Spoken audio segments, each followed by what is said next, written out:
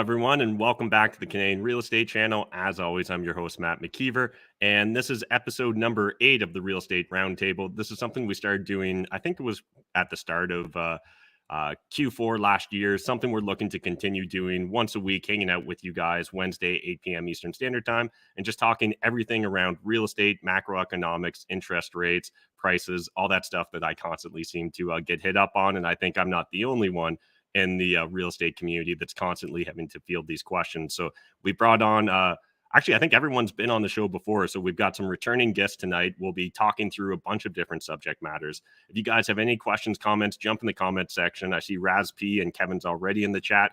Appreciate the well wishes and you guys participating. And let's get started. So I'm going to bring up Nelda here first. Hey, Nelda, how are you doing? Hey, great, Matt. It's great to have you back. And just for anyone that's maybe new to the channel or didn't watch the last video with you, do you mind just giving a brief intro? Sure. Yeah. What I do is my business helps people once they have an investment property. What do you do with it? So how do you manage it on a day-to-day basis? How do you advertise? How do you screen tenants? How do you deal with tenant issues? Where do you deal with tenant issues? All that stuff. Awesome. Well, I know tenant questions are always a big part of things, so I'm sure we'll probably get hit up with a few of those at some point in time. All right. Next, we've got Emma. Hey, Emma, how are you doing? Hey, Matt, I'm doing well. How are you?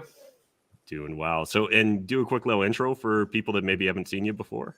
Yeah, my name's Emma. I run a real estate team in Toronto called Monstera, and we help millennials purchase their first home and strategically transition into their forever home.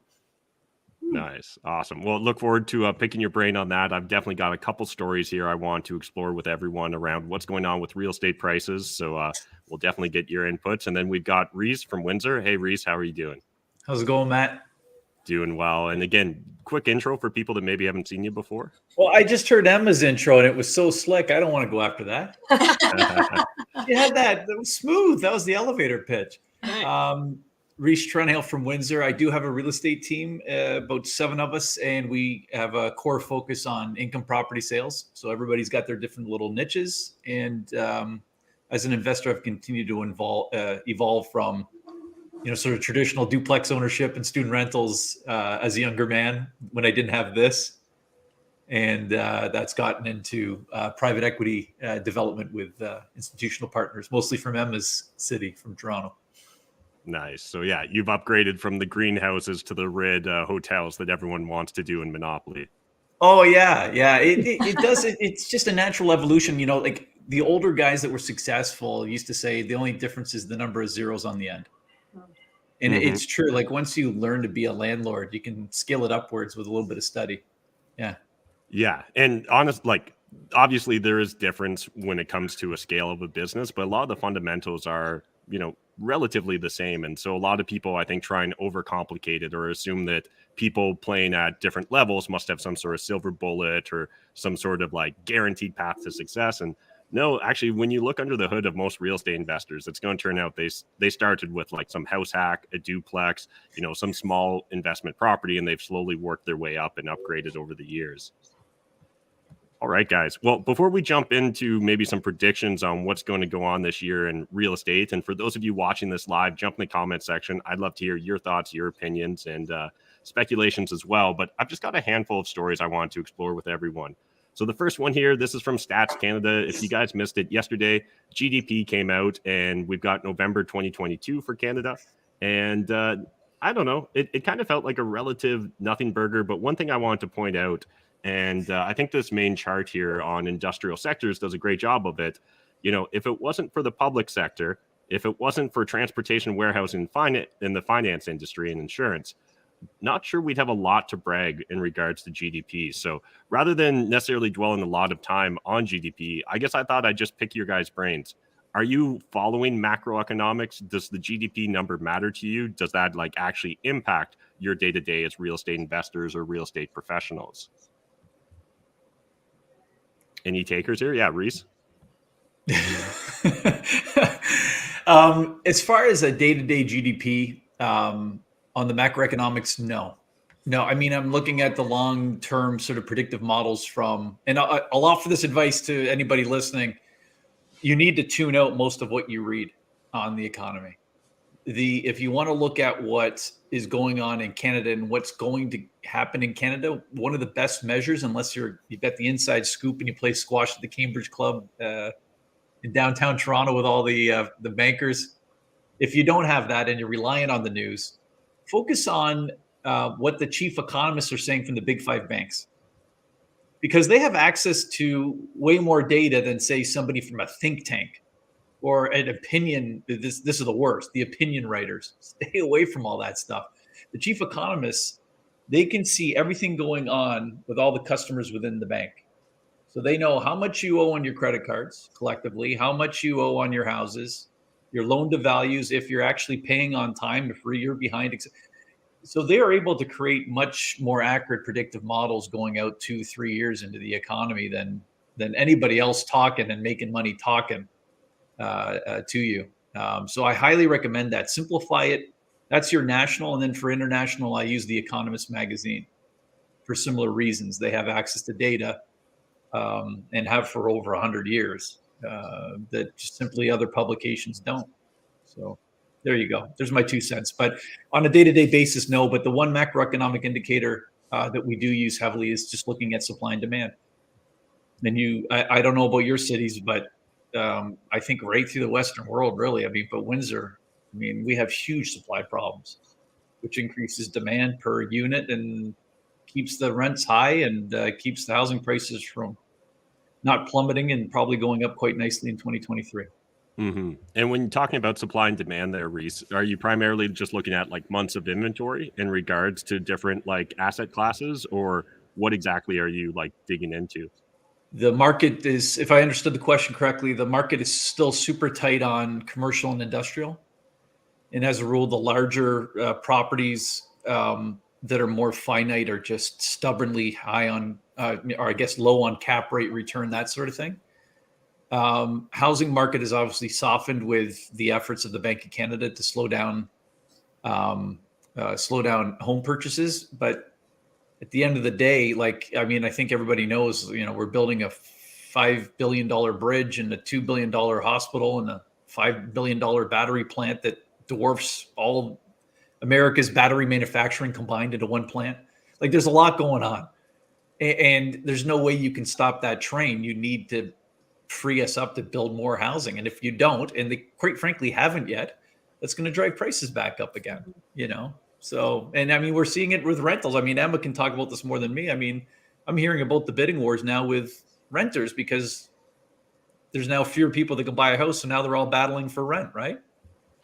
Yeah, no, absolutely. I agree with that. And I kind of echo your statement to the GDP number is great to pay attention to, but I don't think especially in my particular market, I don't necessarily know it's like the biggest metric we need to take into consideration. That's going to be a big needle mover, especially for like my particular segment of the market, because we're focused primarily on millennials, right? So I think when I look at my niche, it's like our bigger fish to fry is where are we getting the money from to buy these houses, and just making sure that we're not getting laid off in one of these sectors that's that's contracting, right?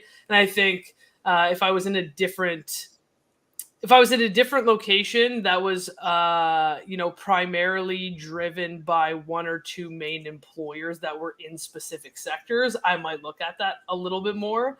But being in Toronto with the niche that I specifically work at, again, supply and demand, I think we need to look at interest rates are obviously one of the main drivers right now, and then it's interesting to see the transitions between the gifted down payment option, or what I used to see happen a lot, is less frequent right now. So it's like, I feel like those buyers kind of have to sit on the sidelines because it's not making as much sense for their parents to do a refi and take out the cash from their property and help them in that capacity. So I'm finding a lot of the people that are having a more aggressive approach right now are those with higher income themselves, rather than relying on like the gifted funds from mom and dad right now, which is interesting.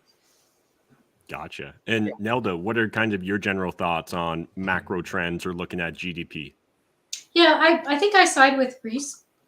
You can't really watch all the crazy stuff that goes on in the news and get swayed by all of the opinions. I agree with the supply and demand.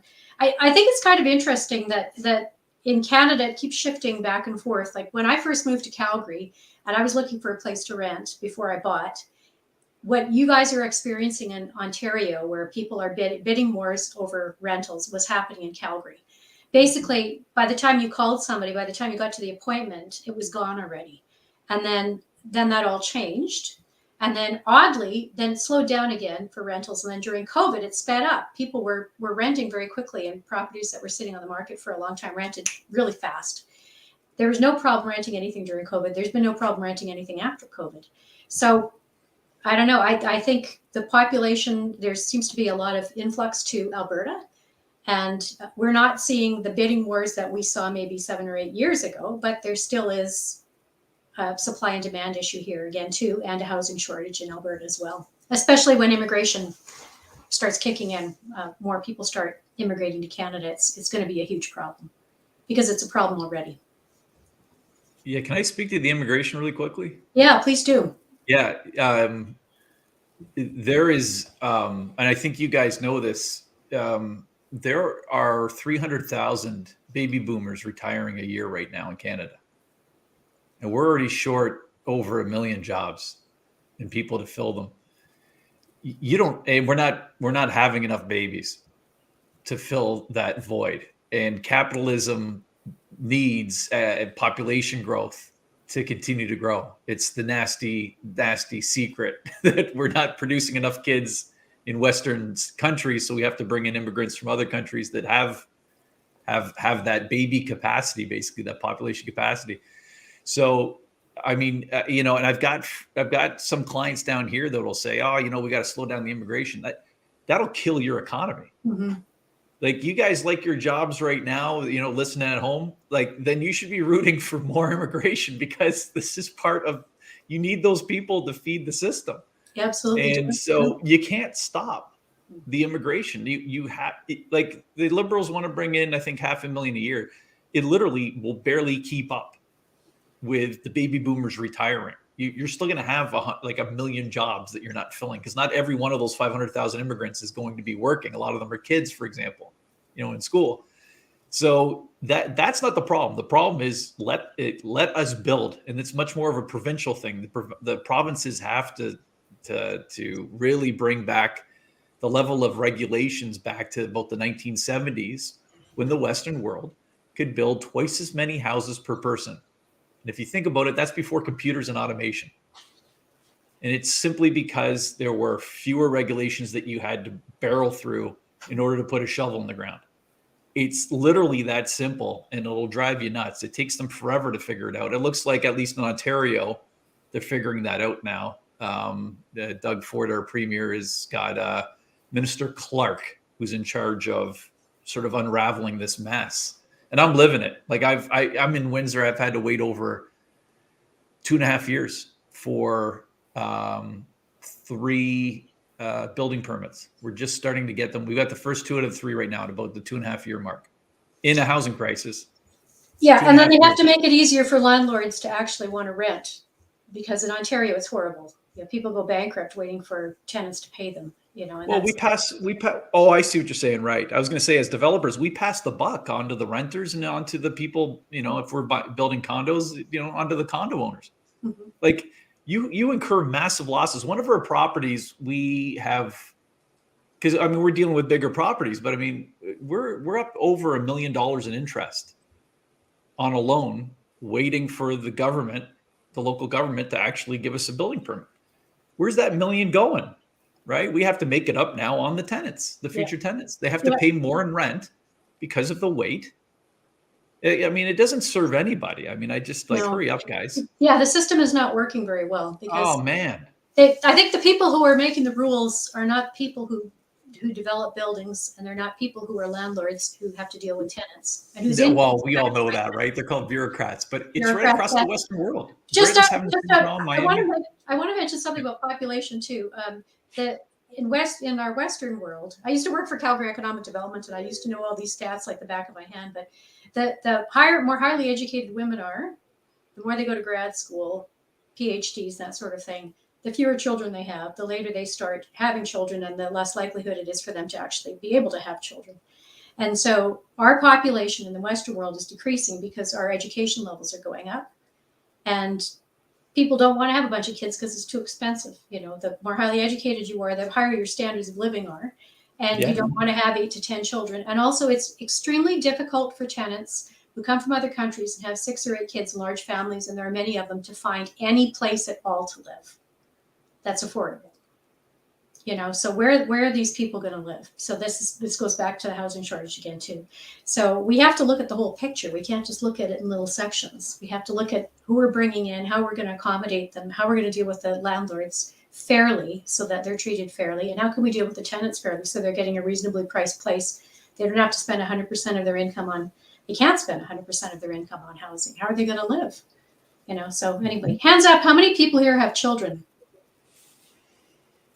The guy with the old hair, right? We are not contributing to the population growth here in Canada, are Sure. we, Matt? Well, I think Emma and Matt, in fairness, have some runway left. You got runway. I was at the end of my runway when we started having kids. To your point, my wife's a PhD at the University of Windsor, and we had kids late. We're just having our second kid in April, you know, and I'm well into my 40s. I'm not gonna say my age.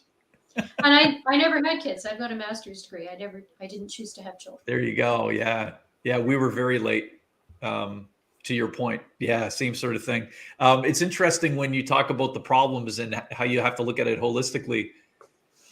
Under the subtext that I see under what you're saying is all 3 levels of government, right? And that's part of the problem, is trying to coordinate all that. Yeah. Right. In a federation, there's a lot of pros to a federation, but that would be one of the negatives. Is the feds, their responsibility is immigration, so they're going to plow ahead with immigration. Their direct responsibility is not housing. That's provincial, right? And then who implements those provincial rules? Municipal, right? And I can tell you, like, the way that they interpret those provincial rules at a municipal level will vary between the different municipalities. And we've got a pretty stodgy building department down here, you know, and it's reflective in how long it takes to get things done. I literally, on one of the buildings, it took almost 6 weeks for the one rep to get back to us. I'm not trying to say names of departments because I don't want to call anybody out, but it was literally if we were going to use enamel paint to on the ceiling in the back stairwell that nobody's ever going to see, to reflect what it was in 1929 when the building was built. We immediately, within 30 minutes, responded, yes, no problem. It took another 3 weeks to ask if we had a paint specialist. It took us another 15 minutes to respond to say, yes, our one contractor has a certified paint specialty. Like, think about the amount of time. Yeah. Just actually, on, like, yeah, some I used random to have ceiling paint in the hall. Like, yeah, it's crazy. I used to have to go out and talk to all these different businesses. That was part of my job when I worked for Calgary Economic Development, and bring them on board. And they were building all these big commercial buildings to accommodate their business, manufacturing or digital technology. And every time I went in, they gave me a whole earful about all the issues they were having with the city of Calgary with the building development permits. yeah. Well, I'm not City of Calgary, actually. We're at arm's length with them, but I'll listen to everything you have to say. But same thing. They had these petty bureaucrats. I shouldn't say this. Yeah, I got to be so careful, man. They would, people would come in and say, oh, you've got a food facility. I want you to put a ceiling fan here in this office area that's $25,000. And they're like, well, the food's in the back. It's in the manufacturing part of the plant. This is the office area. And they'd say, nope, this is where it has to go and you've got to put it in. Or they'd make them reroute the driveway, even though it didn't make any sense. So these people were after they'd already spent, I don't know, however many millions and millions of dollars. Now they had to cough up another whatever, and then go through all the red tape of moving things around and getting inspections and everything else. And it was so anti-business. I came on here tonight to have a good time. You're really bumming me out. I'm living this right now. I'm sorry. I'm just joking. Matt, you need to steer us into a happy direction. Well, I'm liking the comments. I saw Bang said we'll watch it on Rumble if need be. Say what you want. Well, here I'm sitting as a Bitcoin maximalist, just wondering if this is the moment to try and orange pill everyone. But we'll save that for another day. Man. But I guess a few things that I think is interesting and worth exploring here that you guys brought up. Certainly, I don't disagree, Reese, that the way our economy is structured right now, that like we certainly need immigration in order to keep pace or hope to grow. Um, and I agree that obviously, like government red tape, regulation, all those things really do, um, contribute to the situation we have with affordability. Now, one thing I often hear from real estate investors that it it's part of the solution, but I don't believe would, fix the problem whole cloth. I suspect that you could get rid of all regulation around construction and real estate and all that, and we would likely still be faced to a certain extent with an affordability crisis here. And in my opinion, it primarily stems from our like fiat monetary system, right? So, the immigration can't stop, but the printing press can't stop either.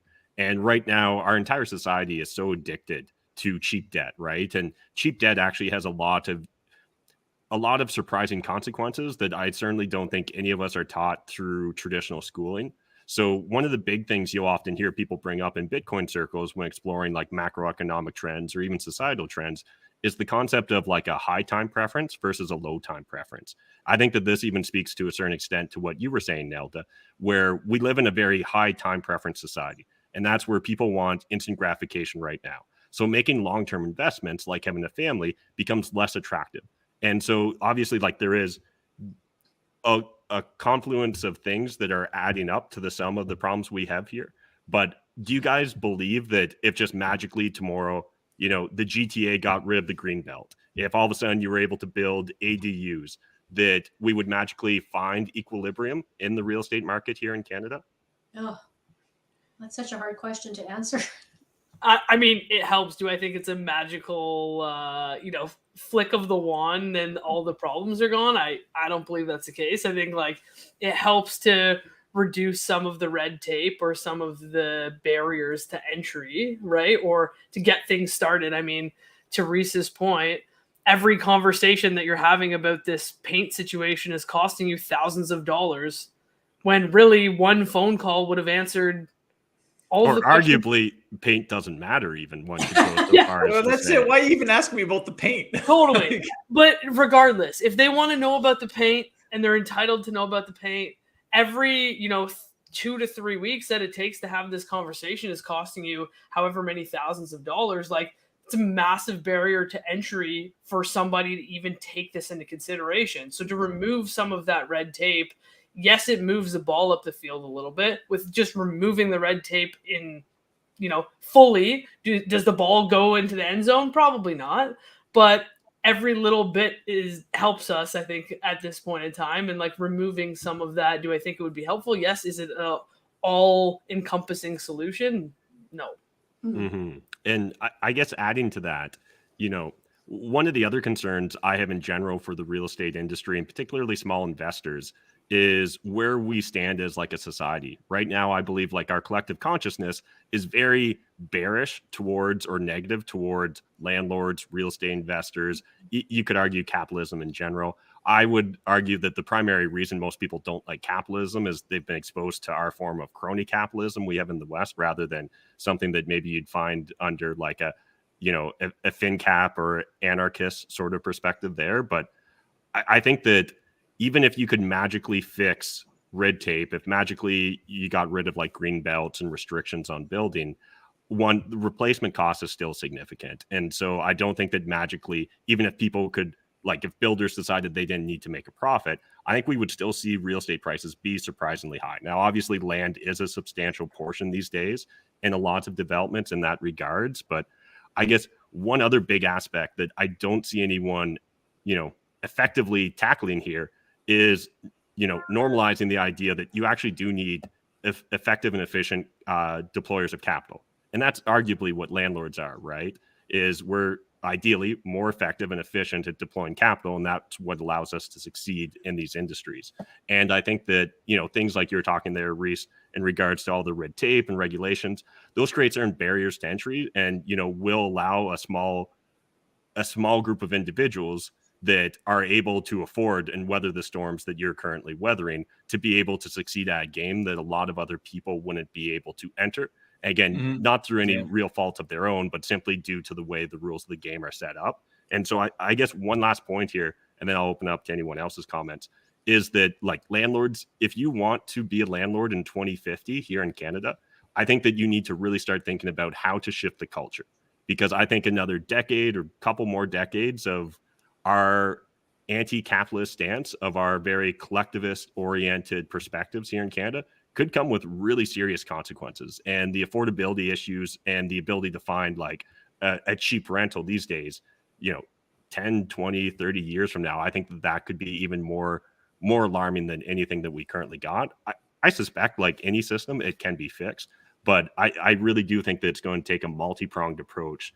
And certainly the idea of reducing regulation, all that is great, but I don't think that that's a silver bullet that would solve all of our problems.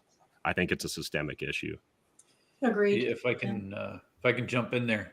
Yep. I mean, I totally agree that it's at this point, you've let it go too long. So now it becomes a multi-pronged approach, right? They have a shortage of people to work in the building departments. They have a shortage of planners. This is right across the Western world. They've got too much red tape. They've let it bloat since the 1970s.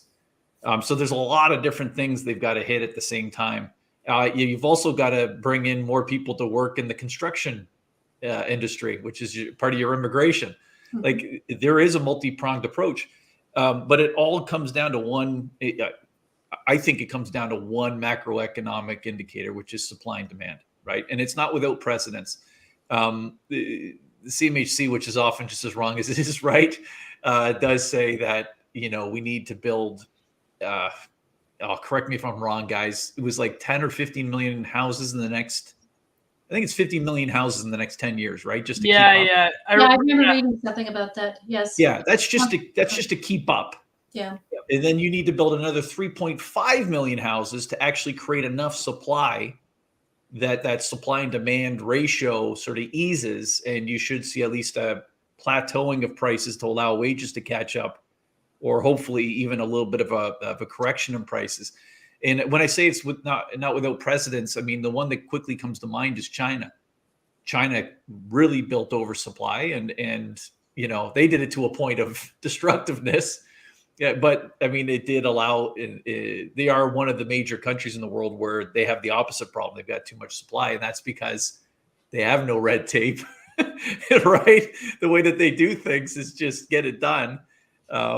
Yeah, and Matt said something earlier, and it makes me laugh. It kind of makes me chuckle, because you're right, man. I own a building that was built in 1888. It actually has the oldest continuously open bar, pub, or restaurant in Ontario, called the Victoria Tavern. If you want to look it up, guys. Interesting. And that building, when it was built, there was probably one page of regulations back then, and it's still standing. Mm-hmm. Well, So to your point, like, how many regulations do you actually think you need? I don't know, but it's not. I mean, it's bloated. You don't have enough bureaucrats to process it. You're totally screwed. Yeah, and then even if you get through that, you don't have enough workers.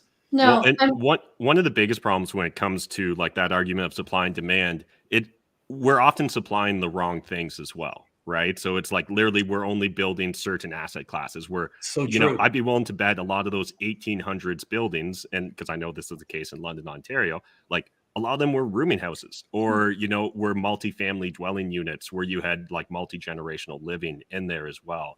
And I think that that's one of the things that people miss out on is, okay, well, we'll build affordable housing by making a 400 square foot condo in downtown Toronto, where the parking space is more than anything you could consider to be affordable in the first place. Whereas, like, if you actually allowed people to build wide selections of varying types of housing, like real supply to that, I think that that's where we'd actually start to see solutions starting to like spill in. But I personally, maybe I'm just a little too black-pilled on this. I don't think that there's any appetite for that, right? Because of whether it's NIMBYism or not-for-profits that would be directly in competition for those same sort of clientele that would stay at like a rooming house.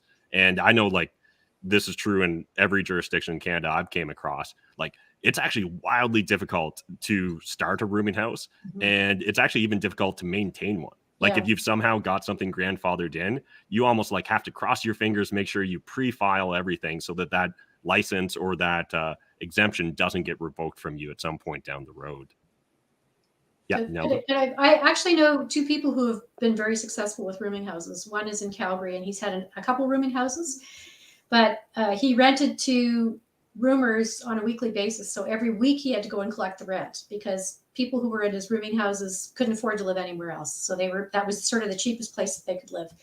So if he didn't collect his rent every week, then he probably wasn't going to get his rent. So it was very high maintenance. And then he was always having to deal with all of their issues. They were getting along with each other, this, that, and the other thing. And then I know another woman who had she's got a rooming house within her backyard in Victoria. So it's on the same property. So she was able to sort of get around the RTA with kind of short, mid-term, long-term rentals, rooming house. She kind of fell in between the cracks. And she's been very successful at it, but it's constant work. So they have monthly meetings. They have to go in and mitigate when the tenants aren't getting along with each other. You know, they do a lot of things that are really nice for them because most of their people are students that come from other countries and it's their first experience in Canada. So they'll Thanksgiving, they'll have Halloween, they'll have Christmas parties, they'll decorate trees and stuff together with them. But that is something I am starting to see more and more of. When I talk to people who have invested in real estate in single families or duplexes or multifamilies, they're starting now to look at midterm rentals and short-term rentals because that's sort of the one little place they can go that isn't crazy regulated, where you can still make a little bit of money and you can get rid of bad tenants if you need to, and you don't have to go through as much bureaucratic red tape.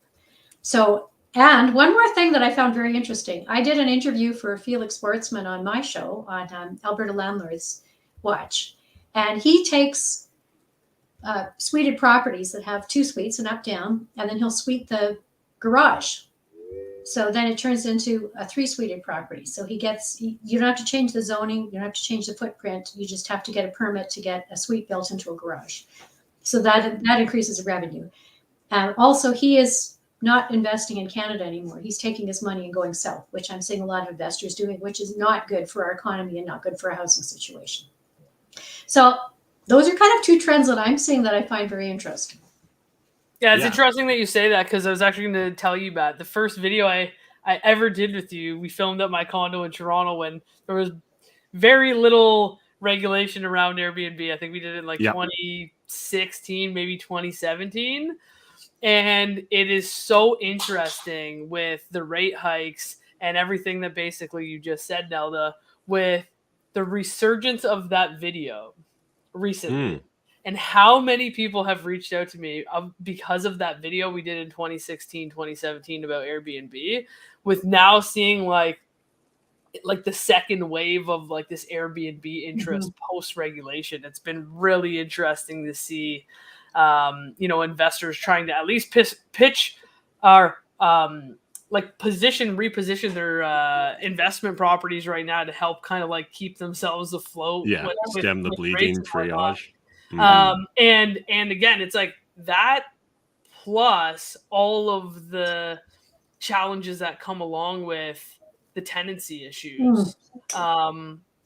That there is such a big hurdle for a lot of people to get over. And it's if it wasn't for, just based on my experience, I honestly think if it wasn't for the strictness or what I call disparity between value when it comes to who's more favorable in the landlord and tenant board or who they're going to favor, I think a lot of other people would consider being landlords, but it's I don't want to have to deal with that, so I'm not even ever going to consider this as an investment option for myself. Yeah, unfortunate, because I think a lot of people like the thought of investing in real estate and they like real estate. Then when they have to start dealing with the tenant issues, and that's I was just thinking when Felix was talking about changing the garage, and I thought, because I have a duplex that's suited and I have a garage, and I'm thinking it's just been really difficult to get a right match between the upstairs and the downstairs tenants to get along. Now, if I added the garage people, I'm like, just the thought of doing that makes me want to pull all my hair out and stick a fork in my eye. Yeah, it's a little bit challenging, but it is it's disappointing because I think that right there could be such a small shift to help encourage people who otherwise have the means to be able to invest in real estate that are holding back. It's like that one little shift could be a drastic impact in having more mom and pop landlords and the opportunity for potentially more affordable housing, et cetera, et cetera. But it's like, especially in Ontario, that is such a big mental barrier to entry of like, there's so much uncertainty. If this person doesn't pay me, like that's going to ruin me. Yes. Yeah. And then you also have, you're not allowed to adjust your rent to match inflation. So in Alberta, there's no price limit on what you can set the rent at. So, I mean, that's a technique a lot of landlords use if they want to get rid of a tenant. They'll say, oh, congratulations, I'd like to renew your lease. I'm upping it by $500 a month starting, in the new lease. And so tenants are like, I'm not paying that. And off they go. Yeah. But you can't do that in Ontario. You can't do that in BC. So. Yeah, it's I guess anything built after 2018, you can in Ontario. Anything built before that, but then that comes with its own other set of challenges, especially when we're talking about the condo market. Because when you have investors who are like, well, I'm not buying anything that's older than 2018, you'll have like such a narrowed vision in terms of property availability and inventory, which is another whole problem in and of itself. Mm-hmm. All right.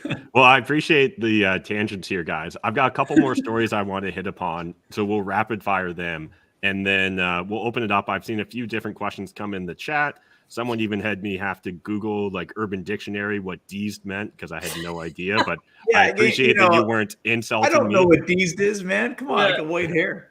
I was wondering. So it turns out jacked. So at least it could have went a lot of different ways, but now we all learned a new word today. Nice. But I'm going to pull this up from Better Dwelling. Canadian real estate prices to fall lower. Worst case is a return to 2014 values. And this is from Oxford Econ. And before anyone panics, this is a research firm. So it's not like Oxford University has stated this. But I'd love to hear just everyone's general thoughts. And before even opening it up, if we return to 2014 prices, that's the sort of shit that will make me come back into real estate in a big way. But yeah, what's everyone's thoughts on, what do you expect this year from prices? Do you think that we're going to tread water? Do you think that there's more room to run in regards to prices increasing or decreasing? Who would like to jump in here first with their crystal ball? Yeah, Reese. Yeah, I mean, I haven't read that particular report, but it goes back to what I was saying earlier.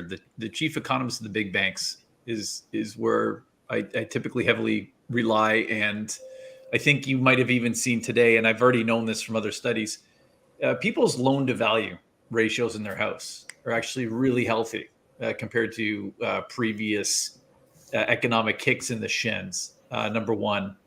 Number two, everybody goes, oh, the interest rates, they're so high. Like, has anybody actually looked at the history of interest rates in the last 50 years? Like the average interest rate per annum since I was born, and I'm going to say, you guys can do the bloody math, 1975. Since 1975, the average interest rate has been above 7%.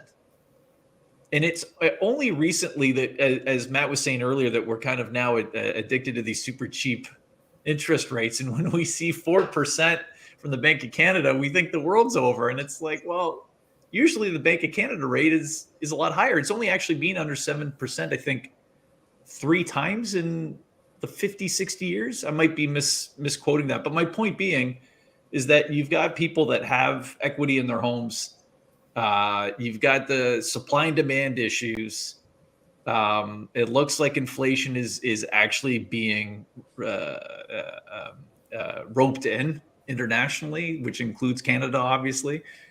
I'm going to stick with the macroeconomic sort of indicators in the chief economists, and they're saying there will be a gradual increase in pricing through 2023. I mean, that supply and demand alone, I see it. Yeah, I appreciate you sharing that. Nelda or Emma, do you guys want to jump in? Yeah, I agree.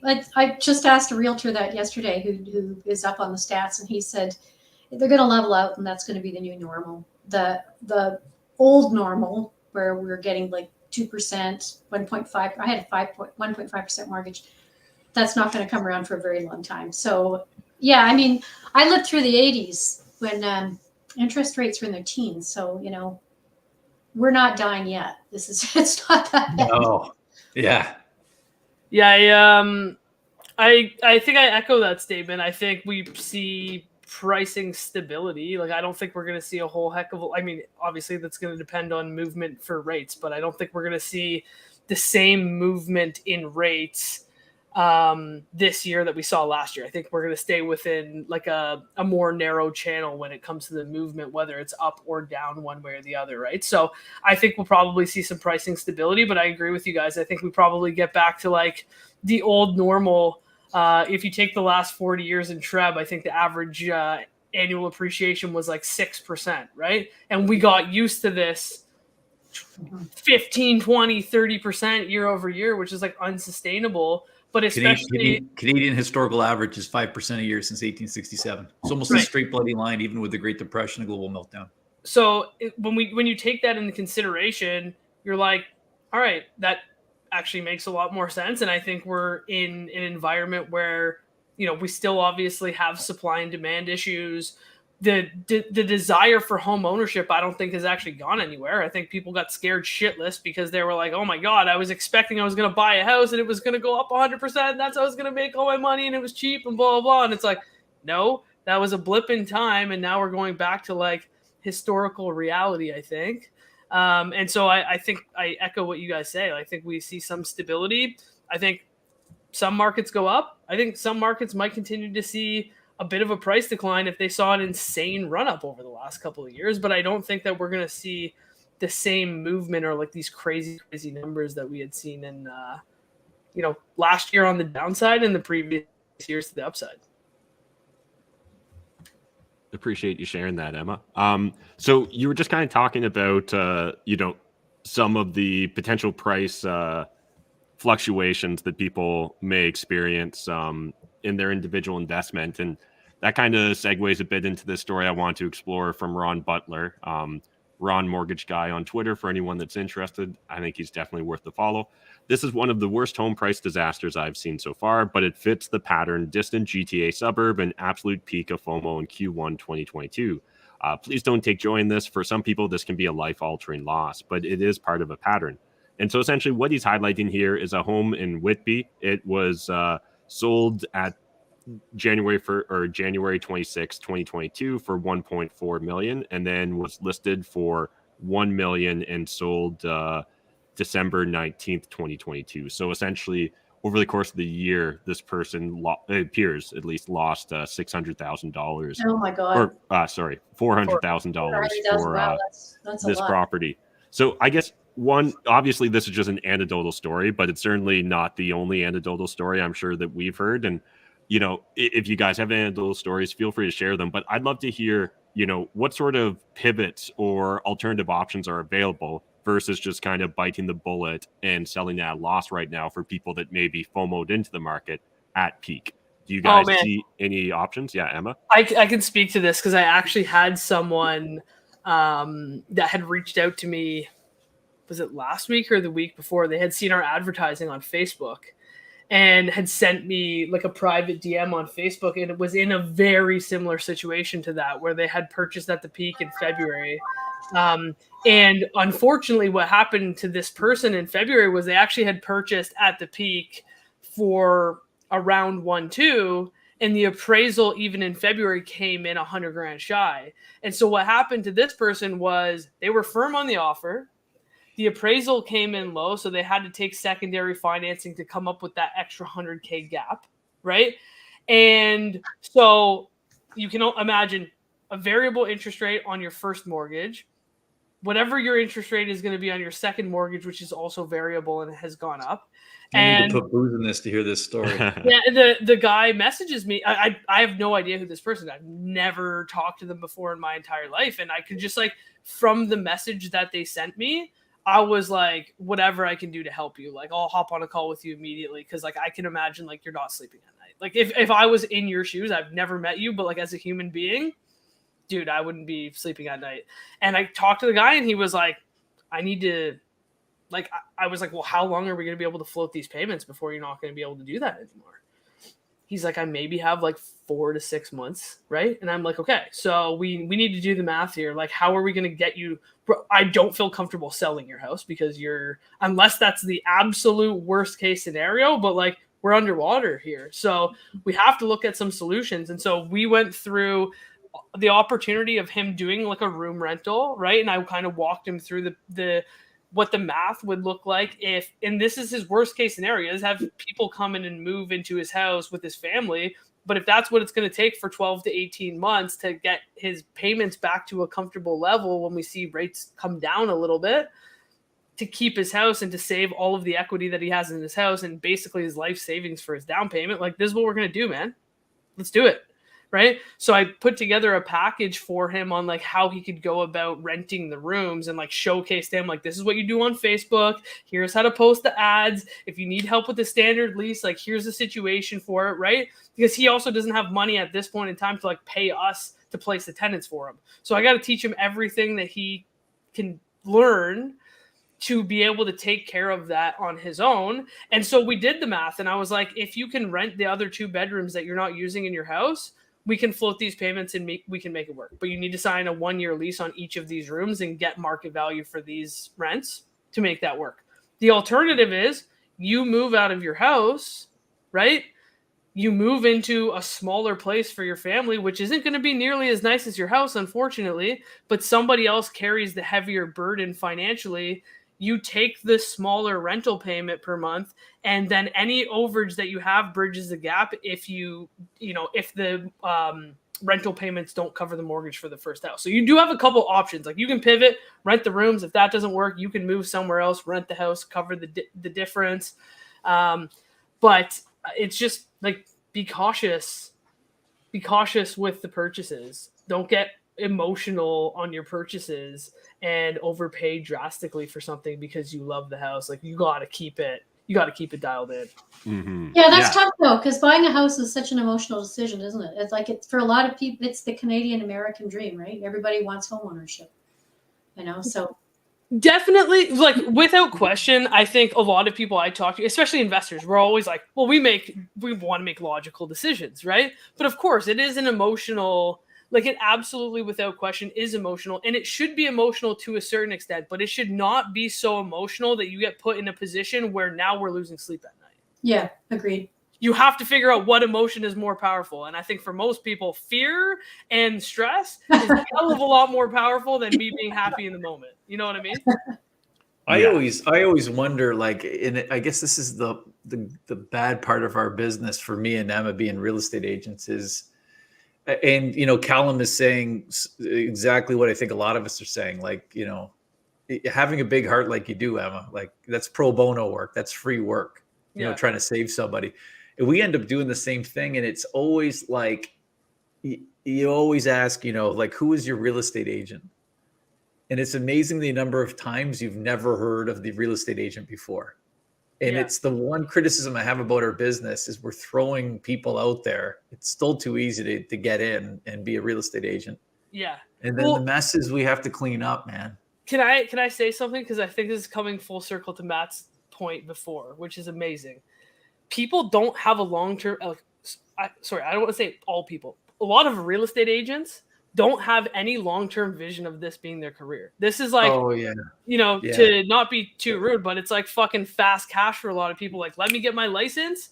The market's going up, whatever. For me, I'm like, hey man, I want to do this. Like, this is my business. I'm going to be doing this probably for another 25 years, right? 20 years, probably. So for me, this is my 20th year right now. Wow. So for me, I'm like, I don't give a shit if you buy a house with me tomorrow. Like, genuinely, I don't. And I think that's often when you have that approach and you plan on being in an industry for a long time, you don't have this FOMO of like, I need somebody to take action for me to pay my mortgage today, because you're only so concerned about this one deal that's in front of you that you completely miss doing right by that person. Whereas if you actually just do right by your clients, and this guy wasn't in this situation, he would refer you his friends, his brothers, his colleagues at work. That's how your business actually grows in real estate. And I think a lot of real estate agents don't have a long-term vision or a long-term plan for getting their license and actually being in the industry and building a proper fucking business. And they just want to do this for the quick cash. And then this is one of the challenges, is like they let people make emotional decisions that are against their best interest for the sake of somebody wanting to make a quick buck. And I don't agree with it. And I know a lot of real estate agents hate me because I say this, but it's the truth, because consumers deserve to have a professional. I believe if you're a professional in your industry at work, if you're a doctor or a lawyer, you better damn well hope that you're dealing with the doctor or lawyer status professional when you go to a financial advisor, a property manager, a real estate agent. Like, you need to have the person that is the professional in the industry, not some fly-by-night person that's going to give you cash back because they don't know what they're doing. Like, I don't believe in that. To quickly further what you're saying, it even goes further with income property specialists within real estate, because, and Emma and I've talked about this before, we think differently than residential real estate agents. So when we're selling you an income property, we're thinking in terms of what's the best income property we can sell them so that they can get wealthier faster, so that they're ready to buy another property through us faster, to build up their portfolio and their wealth faster, so we get more commissions faster. And so by building your wealth up, we know, and we do it successfully, we know we're going to get paid more commissions, right? And there's also the core morals and ethics, of course. But I mean, ultimately, in a capitalistic society, we understand that if we make you wealthy, we're going to continually and regularly get paid. Right. Everybody wins that way. And residential real estate agents are more like the Tasmanian devil from the cartoons, right? They're in a tornado. They sell you a property. Boom, they're gone. They're selling another property to somebody else. And it's like, no, I'm trying to build a wealth portfolio. To that point, they can be. Many are, but there are also a lot of people that don't have that approach, that are in it long term to build a proper business, that are still residential real estate agents. That are no doubt. There's both problems here for the long term, right? Yeah. I was actually curious, Callum. You said impossible. To my point, I was curious what point was impossible. Yeah, let us know in the comments there, Callum. We've got a handful of questions in the comments as well that I'd love to get everyone's thoughts on here. So, Lala, I think this is. My biggest fear is, will I ever be able to buy a home? My credit score is 850 and my husband is 631. Will I be able to buy without him since his score is not the greatest? Our income is over 100K. So you should. Could I answer this? Yep. There isn't just realtors that you can buy properties from. I've had experts on my show who talked about creative financing, like owner financing, option to purchase. So don't just look at real estate the way we've sort of always been told. We sort of get set on this path when we go to school. You go to school so that you get a job and you're an employee, and then you put your money in the bank, and like we have these sort of patterns of thinking. If you kind of look outside of that box, there are other ways to buy properties. I know a woman in Calgary who has had like millions and millions of dollars buying option to purchase through owner financing. And she's done it all over the world. She's bought resorts, hotels, all kinds of stuff. So there are other options besides just going through a realtor and getting a mortgage. So if you can save money, if you can save up a down payment or an option price, and you're good at paying your bills, there's no reason you can't get a house. That's my opinion. There's a couple other things that you can do. One is we have a lot of people, and Emma and I have to talk about this, but you have people in the GTA that will get approved up to like a $500,000 house. There's nothing that you're going to be buying in the GTA for $500,000. So what you can do is you can either do what a lot of people are doing, is they're moving to either cities like Windsor, they're moving back out to Alberta, or they're moving to the Maritimes, and they're buying houses and setting up a life in a cheaper community. And in fact, we just picked up investors today that were in Toronto. They called me from a 416 area code, and a shameless plug for the Canadian real estate network. They saw one of my videos, but they're living down here now. So here I am seeing the 416 area code. I'm thinking, it's another Toronto investor that wants to invest with us down in Windsor. No, they're already moved down here. And now they want to build up the portfolio. So that is one option. And this is a great time to do it, to move around Canada, because there's job shortages everywhere. Mm-hmm. So it's not going to be as hard to uproot yourself and move as it was 5 years ago. The other option, to Nelda's point, is there are other stopgap measures. You could do rent to own, right? So what that basically allows you to do is you put down a down payment. You're paying rent, but part of your rent is agreed. First of all, you've agreed to buy the building or the house at a set price. Let's say it's $1 million. And we said earlier, Emma said 6%. I say Canadian historical average is 5%. You do a 2 to 3 year deal with that rent to own company. They have bought the house. You're renting back from them, and you're putting automatic money down from that rent as principal on your down payment, your eventual down payment. At the end of your term at 2 or 3 years, the property value has now gone up. I said $1 million, so it's gone up 50,000 a year roughly. So at the end of a 3 year term with these guys, you've now got a $1.15 million house. You've built 150,000 in equity because you've already agreed to $1 million. You've also paid down a lot of money for principal for your down payment through the rent payments you've made. And now you're able to attain the house. So that's a 2-step process for people that are always just behind. Do you know what I mean? You're not quite getting there when you're, if it was only 2 years ago, you might want to do rent to own, and that'll get you into the game as a hop, skip, and a jump. Yeah, you're buying the house for the same price now the house is frozen at that price. You're living in the house that you want to buy now while you're renting it. So yeah. It's not peak market. It's a good time to do that. Mm-hmm. Yeah, or the last scenario, and ultimately what this is going to come down to of any of the scenarios that are presented here is like there's going to be some type of sacrifice somewhere. Okay, so I just want to put that out there because it's really hard to not have a sacrifice on your first purchase. And I think a lot of people want to get the whole thing the first time, and it just usually doesn't happen. Mm-hmm. So you have 2 options already. You can do the rent to own. You could do the rent to own and stay in the city that you want, but you're paying to play to basically do that, right? Somebody else is assisting you, but they're going to make money along the way as well. Okay, cool, perfect. It still helps you accomplish your goal. The second thing is you could move to a smaller suburban city where the acquisition cost is lower, but yes, you're sacrificing your lifestyle. If you want to live in a different city, you might be like, well, I don't want to live there. But if that's the way that you're going to get a house and that's the more important component, then we have that option to do that.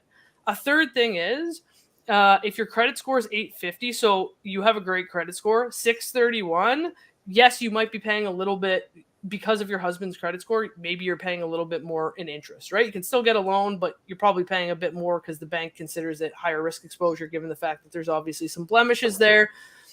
Maybe you decide I don't want to do rent to own, I don't want to move anywhere, and you purchase a suite somewhere. If you, let's just say GTA, for example, if you need to commute downtown, you purchase somewhere in the GTA with a secondary suite that you can rent and have that supplemental income to make sure that you guys can float those payments. But the sacrifice is it's not fully your house, and you're going to have to live with somebody else and assume that rental income to help float those payments while you commit to fixing your husband's credit, right? There's still something that you have to do in probably either scenario, the rent to own or this one. So you have several different options on what you could do, but I think it's really important that we have to preface, there's probably not one option given the circumstances that are the ultimate thing of going to buy the $2 million detached house in your exact location. There's gonna be some type of sacrifice, but you have to figure out what sacrifice is something that you can stomach and swallow for your personal situation. Yeah, and I did that too. I house hacked when I first bought my first property, and I rented the suite downstairs. I also rented bedrooms upstairs, so I really didn't have any privacy at all. Yeah. So same deal. I moved into a house with my wife for the first time 4 or 5 years ago. We built the mother-in-law suite in the basement on the back split 3-level, and we were on what's called the Golden Mile in Windsor. We were on Riverside Drive, overlooking, the river and everything. And then we moved into a much larger house, and I built a mother-in-law suite that we rent out as an Airbnb above the garage. So I'm still doing a 7,000 square foot house on the water. I'm still doing it. You got to do those sacrifices if you want to create wealth. Every year now, that Airbnb is allowing me to not pay $36,000 in bills. Yeah, that's what they're offsetting. And what am I doing with that? What am I doing with $100,000 every 3 years? I'm investing it. What happens to that money I've invested? It doubles in about 5 years. I mean, this is money making money because my wife is happy to manage an Airbnb unit above our garage in an area of the house we wouldn't be going in anyway, right? And really quickly, on a totally different note, Mike Humphreys, I'm so glad he made that comment. Yeah, me too. Because that's the other argument that we have for sort of GTA to Windsor. Yeah. Right. Is keep renting. Like I've got a buddy who's a hedge fund guy at Bloor and Bloor and Young, and he still rents in Rosedale in Toronto. Right. He doesn't own. He's got a nice rent going on, but he buys cottages around the lake up in Minden, Ontario, and he bought the bar up there, and the bar's also got a hotel, and right, he's still renting. Yep, he's a renter, but boy, oh boy, he's building up a nice income property portfolio. And he used to do fix and flips with me down in Windsor when the market was softer. So he'd take a beat up fourplex and turn it around. But now he's focusing on cottage country. So yeah, guys, there's tons of options like that. Thank you for posting that, Mike, because yeah, that is a very common thing that I'm seeing more and more of is Torontonians renting, but investing with us down in Windsor. Absolutely. Yeah, it's a great strategy, especially like I've used that because we deal with millennials a lot, right? And it's like, all right, well, we need to get a decent nest egg if we don't have the bank of mom and dad to get these gifted funds from. And so how am I going to do that if I still have a job downtown? And it's like, buy the investment property, get somebody else to help you, like get that leverage. And then when you're ready, if it's really important to you to own where you live, you sell that thing, and then you can reposition that equity. And I think that's probably one of it's like, I don't want to say it's easy, like, but it's simple. It's a simple way to do it, to be able to actually become a homeowner. Like, I mean, what's the average? What could you get into the market for in Windsor right now? Could someone still get in for like 300, 350? In Windsor? Yeah, I mean, it's crazy with the adjustments. I mean, you're back down to half the sales being under $400,000 again. Right. And that's in a city that's not just going through economic change. Like literally, Dougie Ford has to double our electrical capacity over the next 4 years to keep up. Yeah. Like, people don't understand how explosive the economy is and how it's diversifying away from when I was a kid. It was all big three cars, right? GM, Chrysler, and Ford, and it's just not that anymore. It's like it's wonderful to watch. A lot of community leaders, including myself, believe that you're going to see a doubling of the population down here before I die, next 20 years. It's that crazy. And yeah, I mean, as an investor, I mean, that's investing around growth allows you to make a few extra mistakes when you're investing, for sure. Yeah. Could I put in a little word of wisdom here? That buying the property is the first part of the equation. The second part of the equation is people that you're dealing with. So you need to learn how to deal with people. You need to know the rules and the laws, the landlord laws. And to that end, you need to educate yourself. Could I put in a shameless plug for my book? Yeah, go for it. Absolutely. Okay. Look at that fabulous author on the bottom there. Wow. But anyway, that'll get you started. That'll give you a game plan for how to run it on a day-to-day basis, how to deal with all of the issues, where to go, what to do. And it's so important because I didn't do that when I started. And all of my big problems were dealing with people problems and not understanding the rules. And, you know, you end up stepping in one landmine to avoid another landmine. You don't have to do that. You know, educate yourself first. Yeah. And you want your life to be interesting and your investments to be interesting and your tenants to be boring. Boring is good when it comes to tenants. By the way, Reese, I also have a tenant living in my Calgary property in my basement. There you go. Yeah, I mean, it's in our blood, right? I mean, you know, we practice what we preach. You know, yeah. I love the one line from Dave Ramsey, who is quite popular in the States. My wife, who's American, introduced me to him, but he's got a saying. He says, "Live like nobody else, so you can live like nobody else." I love that line. Like, it just summarizes so much about the sacrifices you have to make to free up the money to invest it. And it's hard. And your friends are buying nice cars. And your friends are going to the nice steak restaurant. It's hard. But man, you make those sacrifices early on, and you know, you're 10, 15 years later, I mean, you're just in a different level, right? You're eating steak every day unless you're vegetarian. Yes, as I am a vegan, actually. There you go. We won't hold that against you. I'll cover for both of you.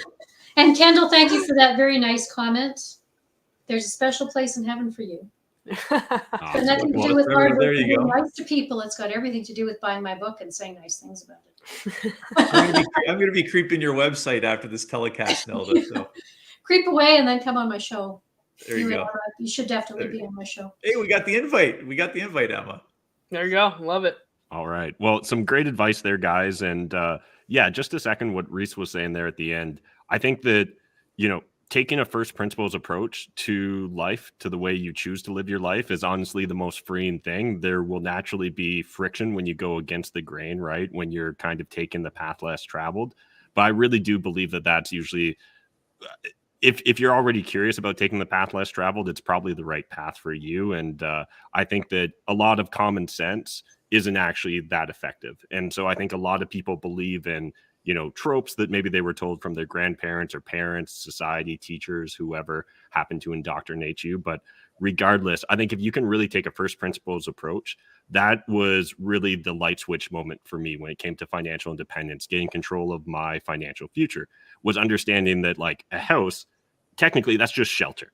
And what's shelter, right? It's actually, as it sounds, it's literally just sheltering you from the elements. A lot of us we either talk ourselves into it or society talks us into it, that we need a 3-car garage, that we need a pool house, that we need infinity pools and all that. And there's nothing wrong with that. But I think when you take a first principles approach, the way you live your life, you're really going to assess, what are my needs? What are my wants? What is my ultimate goal here? And that actually makes it very easy to start going against the grain.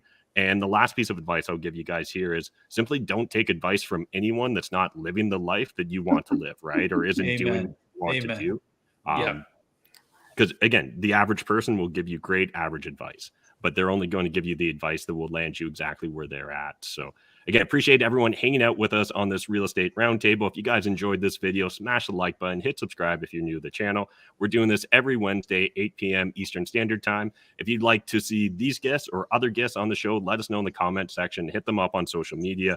Peter from Social Mediation, who runs my YouTube channel here, he's constantly looking for new guests. I'm also posting on Instagram once a week about it. So if you guys are interested in jumping on, hanging out with us, talking about Canadian real estate, please do so. But before we wrap up here, let's just go around real quick. Nelda, do you want to, I know you already kind of plugged your book, but if people want to get in contact with you, if they want to follow along and learn more from you, what's the best way to do so? You can either do so through my website, www.neldaschulte.com, or you can email me. I'm also on Twitter at Nelda Helps Me, and Instagram and LinkedIn and Facebook at the Alberta Landlords Watch. So those are great places to get hold of me. Awesome. Thanks, Nelda. Reese? First of all, for the people in the comments, thank you for the kind words and the questions and everything. That was great, guys. To reach me, like Rosie, for example, is pointing out that she's already got he or she, Rosie, I guess she. We've got a Facebook investment group. So if you look up Real Estate Investment Windsor, you'll find us on Facebook. Our website, if you want to see what the team's all about and what the respective niches are within real estate investment, then it's thevanguardteam.com. And if you can't remember that, just remember RHYS, my first name, in Google with Real Estate Windsor. And I believe I'm the only Reese, probably outside of Toronto, selling real estate. A good, unique search term. That's for sure. Yeah, easy enough. Emma? If anybody wants to get in contact with me, it's Pace of Base on Instagram. I haven't changed my handle on Instagram since I DJ'd for many, many years. So you can find me there. Or you can find me at monstera.ca. That's the team that I run. If you are a millennial that is looking for any advice on how to enter the market, we are your people. That's what we do. And you can connect with me there. Awesome. Thanks again, guys. Thanks again to the audience. We'll be back again Wednesday, same time, same place. See you guys. Thanks.